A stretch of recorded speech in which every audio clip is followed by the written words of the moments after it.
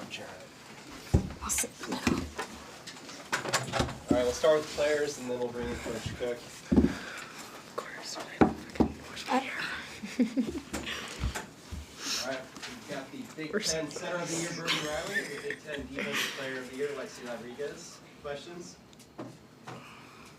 Lex, you've done this a couple of years now. Does it feel like the postseason to you? Like, can you feel the weight of the moment and getting ready for what lies ahead? Oh yeah, I feel like even just this whole week has kind of gone by like really slow. Like we're just anticipating we want to get back out there and start competing to try and get back to the Final Four. And I think we're all just really ready to kind of just get back out there and start the journey to a national championship. Pretty big awards day for the program. What did you guys think when you saw the list of all the Huskers that made it, including yourselves? I think it's great. We always talk about it, but like none of us would be able to do any of it without every single person on the team. And I think that goes for both of us. Like we're just so thankful that we get to be a part of such a great team that like wins together, loses together, and like these awards are for every single person on the team. So I think it just says a lot for how hard we've worked since January. These awards kind of just are for the whole team and how much work we've put in. Bergen, what was your reaction to being the first freshman Center of the Year ever? Yeah, I was really surprised by it. I didn't know that there had not been a freshman, but also just getting that award with so many other great setters in the conference. It's a big honor, and I don't really take that lightly, and I don't think any of us do. I think we really do appreciate all of the awards we get, but like Lexi said, like we couldn't do it without the team, so this isn't an individual honor. Like I have to thank my passers for all the great passes and my hitters for putting the ball down. Bergen, you're a freshman. You've not yet been in the NCAA tournament. Obviously, you have some teammates that have. How much do you rely on them to kind of help you through this new experience while still leading the team?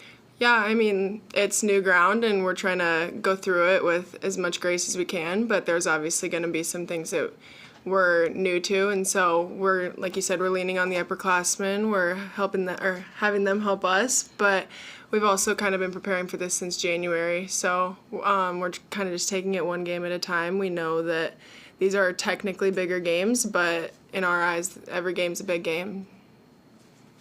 So what have you taken it one game at a time? What have you learned about Long Island so far?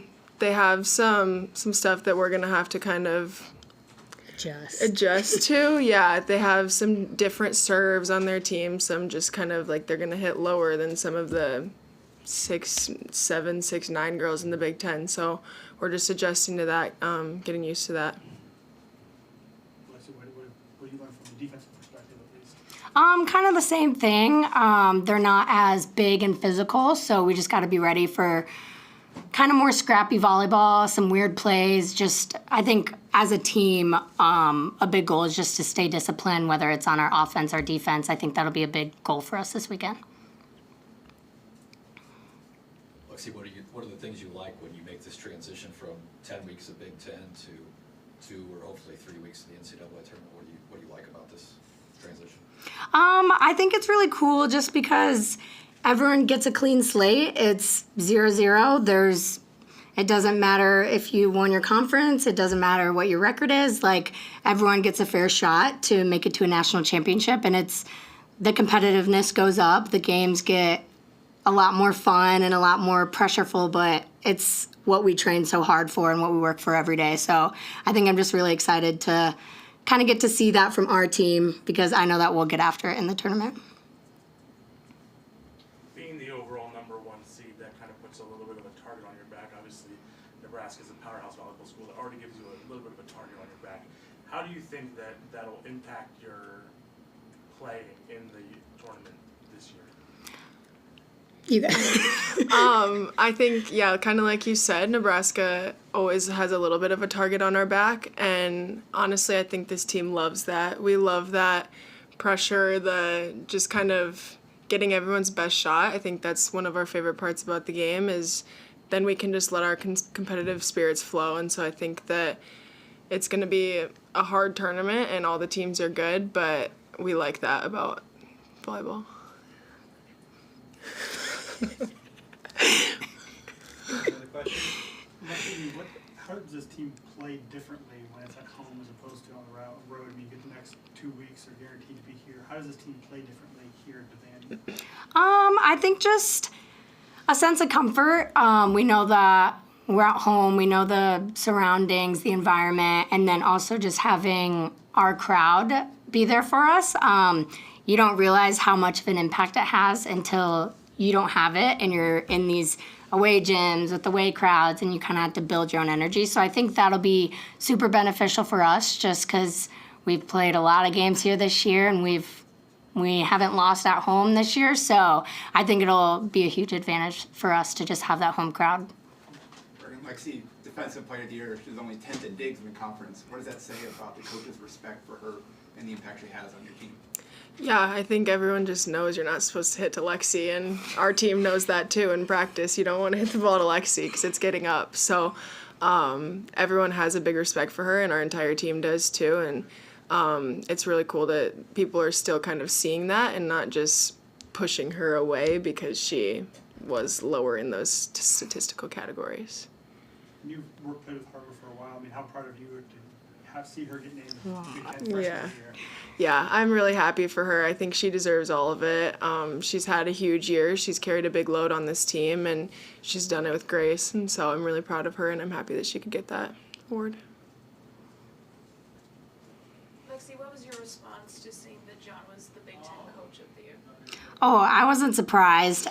He has done amazing things for this program, and then especially this year. I think just he did so much for this younger class, and he is a huge reason that we were able to stay composed in some of those big matchups and end up turning around with a win. And so, I mean, he's a great coach. Everyone knows it, but I think what he did this year was pretty special. Other questions? Okay, thank you. Thank you, guys. Thank you.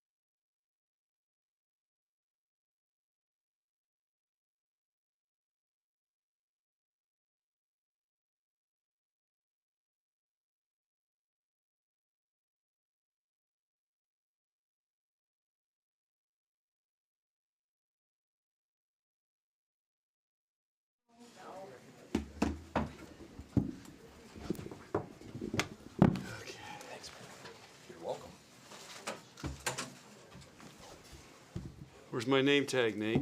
It's coming tomorrow. Okay. Do you keep those? Some people do. I have several, the magnetic ones at the Final Four. They're up in the office on the whiteboard. Keep those, they give you a name thing. So I have a collection. So what does the squad need to do for you to collect another magnetic nameplate? Serve the ball on the court, pass great, and compete.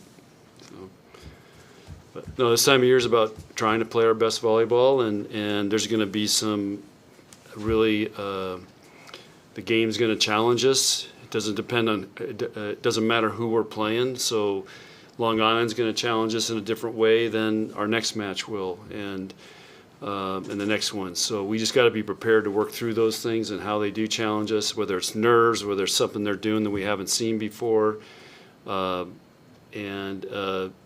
know, because these teams are all outside the Big Ten. does Long Island do that will challenge you? Well, they're a very good serving team. That's the first thing that we noticed. So our passers are going to have to do a good job. The other thing they're going to do is they're a little slower tempo than what we're used to. So we worked on that today, preparing our players, because most teams we play go really fast in the Big Ten. This is going to be a little bit slower, so it's going to mess with our block timing a little bit, and so on. And so those are my two biggest things that we're focused on playing those guys. Coach, how much goes into not looking past Long Island, but still trying to scout the other teams as a potential Saturday matchup and some other teams that are in the Lincoln Quarter while focusing on the game at hand? Well, we're not looking past anybody. You can't do that, and I think our team has done a great job of that this year. But we have to do that in the Big Ten because we're playing two great teams every week. So we're used to having multiple game plans and then pulling them out depending on who we play. So for us, it's routine. We prepare for this all year. So it's if we win tomorrow night, whoever we're playing Saturday, we'll be able to go through a practice Saturday and be prepped. You mentioned nerves being something that you may have to work through. Obviously, this is a young team. There's no seniors on it. Quite a few players have not been to the NCAA tournament. How do you as a team work through those young player nerves when you get to the tournament like this? I don't think these guys have nerves that bothers them. And you guys say we're young. Remember, we have 137 years experience. That's a lot. So I think these guys are fired up to compete and play. I think they love these moments, and this is just another. All these matches are huge now, and we got to look at all the tension going on today, and what makes it exciting for them is these are teams we're not used to playing in the Big Ten, so that makes it. There's an excitement and an anticipation to that, and then our crowd's going to be wired. I mean, this is an NCAA tournament, so these are fun matches that I think in a way it's a celebration of the year, but we know every point's going to matter, and I think these guys thrive on that. What do you think of the story of Long Island and this tournament? I mean, a few weeks ago they're the number 4 seed in their tournament, and now they get to come to Nebraska and see how they can stack up. Yeah, well, it's the NCAA tournament, and I just heard walking in here, Western Michigan just knocked off Auburn 3-0. I mean, there's already on paper that's a big upset, and I when I saw the bracket, I'm like, there's going to be a lot of great matches starting on the first day, and Long Island will be super fired up because they probably thought they'd never be in this moment. And now they get to play Nebraska at Nebraska in front of 8,000 people, and so I mean that's sports, man, and that's basketball calls it March Madness. I don't know what we call it in volleyball, but it's becoming more and more like that. So it's pretty cool. Not just this matchup with Long Island specifically, but with all your opponents. How much of it goes into scouting them and trying to negate their strengths versus just playing your own game? That's a good question. The priority is always our side of the net, but you have to be able to, we pride ourselves on being a great defensive team, so you have to understand what they're trying to do and how we can slow that down and take that away. It's no different in basketball, football. I mean, those are also two great comparisons to use. You're just trying to leverage your strengths and limit theirs. And so I think we do. It's why we're one of the top defensive teams in the nation every year. It's not just by luck that happens. It's pretty much very consistent, and we work really hard at it. And again, I learned that when I started coaching football. When I first started coaching, I ended up being a defensive coordinator, and I've always known ever since then. If you can play defense, you got a chance. Stylistically, does Long Island remind you of a team you've played before? I mean, they're a little bit shorter on the pins. I mean, they got some big girls, but a little bit undersized on the pin, especially today. Can you point of comparison to anything you've seen this year? Not that I can remember. I mean, all I have in my head right now is Big Ten. So, they're not as physical as what we've seen in the Big Ten. They're just, and there's not many teams that are. So it's, but we'll have to adjust. You know, and we played some teams in the non-conference, you know, that were at Utah State, for example, wasn't that physical. I'm trying to remember SMU, and so, but it doesn't mean they're not good players. You know, it's not always how high you jump or how tall you are. I've seen a lot. I mean, look at, you know, Chloe Chacon. She'd be still a short player on that team, but she's pretty dang good. Coach, you guys cleaned up pretty well when the postseason awards came out today for the Big Ten. I know you haven't put a lot of stake in the weekly awards. How much do these mean, and any reaction or anything that surprised you out of it? I really haven't thought about it. It's always, you know, I think one of the greatest compliments you can get as a program, as a player, as a coach, is when your peers are selecting those awards. So, you know, the media does it, or, you know, some committee somewhere, like for the AVCA. But the fact that, you know, this is over 10 weeks, and our players that receive recognition proved it over 10 weeks playing against a lot of different teams. And I think that's one of the greatest compliments you can get in looking at awards like that. So I think it means a lot, and because it's coming from coaches that we play against. Coach, ESPN today, 8 hours ago, released their graphic saying that this year was the most consumed women's volleyball regular season ever on ESPN platforms. What do you think is driving that year after year, these records being set with people wanting to watch this sport on TV? Well, this year it was a stadium match, created a huge interest across the country, and then it drew more fans. Everybody was breaking attendance records. You get more people hooked on volleyball, and then they're watching it on TV if they can't be at the match. But I can't tell you how many emails I've received over my coaching career of somebody that the story goes like this. I went to my first Husker volleyball match, and how do I get season tickets? I love this. And once you get people seeing it live, they fall in love with it. And I think that stadium match had major exposure to a lot of people, and I think we're seeing the fallout from that, and that's why it's been great this year. Plus, there's a lot of great volleyball and great teams in competition now, and there's been some really high-level volleyball. How do you keep that momentum going, knowing that you can't pull off a stadium magic every year? I don't know. I don't know. We've been doing it, so it's these other teams need to continue to you know, promote it and make it a big deal, and you know, like when we were at Wisconsin, they still have general admission seats there, and people are lined up for hours trying to get these general admissions. I mean, and that's why I said, hey, I hope our fans appreciate they know where they're sitting when they get here. They don't have to fight over seats, and I just think, you know, Rutgers never charges. They need to start charging. So I think that's the next part of it is, let's make this, it's something that's worth it. It's, you know, it's a privilege to go, and it's fun to go to, and people want to go to it. And I think it's just going to continue to build that momentum. Do you think the national championship being aired on ABC will have an effect like that? It could. I don't know enough about ABC and how that works, or ESPN. You know, I just don't know enough about it. But everybody's saying this is a huge accomplishment. You know, I'll update myself. You know, my favorite show growing up was ABC Wide World of Sports. I mean, I was glued to that every Sunday night at 5 o'clock, I think. That was the most awesome show ever. So ABC resonates with me, but I couldn't even tell you what, you know, there's so many channels now, I don't even know what channel it is, what number it is, but yeah, okay.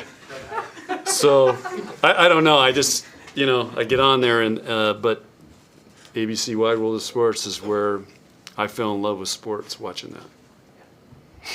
Coach, how good does it feel, though, for you, and knowing that Nebraska is leading this charge with, you know, volleyball across the nation, for at least collegiate volleyball, and wanting and getting people into the seats? I mean, every match it seems like Nebraska's been on the road. People want to just come and see your team play. How good does it feel knowing that your team has kind of set that trend?